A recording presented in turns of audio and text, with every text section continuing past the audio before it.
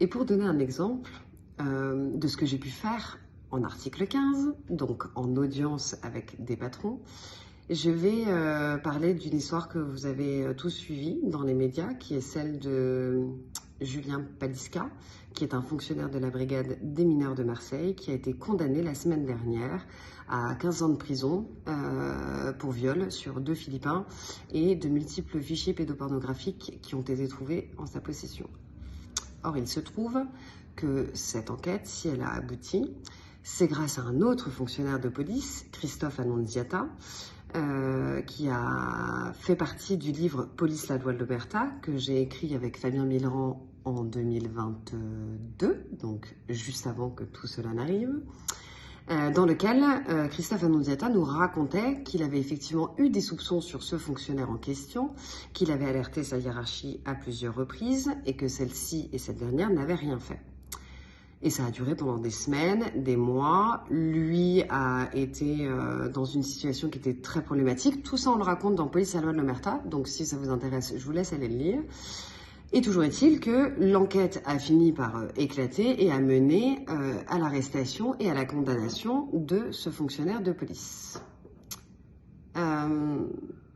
Lors de l'audition quand il a déposé à la barre, donc lors de sa déposition devant la cour d'assises des Bouches-du-Rhône la semaine dernière, il a expliqué tout ça, donc la situation dans laquelle lui s'était trouvé et la façon dont s'était passée sa situation au sein de la brigade des mineurs une fois qu'il avait dénoncé les faits.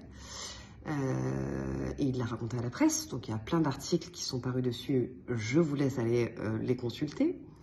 Eh bien, c'est dans le cadre d'un article 15 que j'ai réussi à obtenir la mutation de ce fonctionnaire, qui était à l'époque donc à Marseille, vous l'aurez compris, et qu'il a fallu extraire de son service pour l'envoyer à Pau.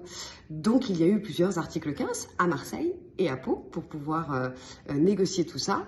Mais là, on est en train de m'expliquer que, en fait, c'est un service non fait, que je n'ai pas travaillé et que je vais devoir rembourser tous les déplacements que j'ai faits, etc., etc. C'est à ça que servent les articles 15 aujourd'hui. Donc, c'est dans la protection et dans l'intérêt de tous les fonctionnaires. C'est comme ça que les délégués syndicaux travaillent pour le plus grand bien des fonctionnaires. Mais apparemment, ça n'est pas légal, selon en tout cas cette note du 29 juillet 2019 de la DGPN.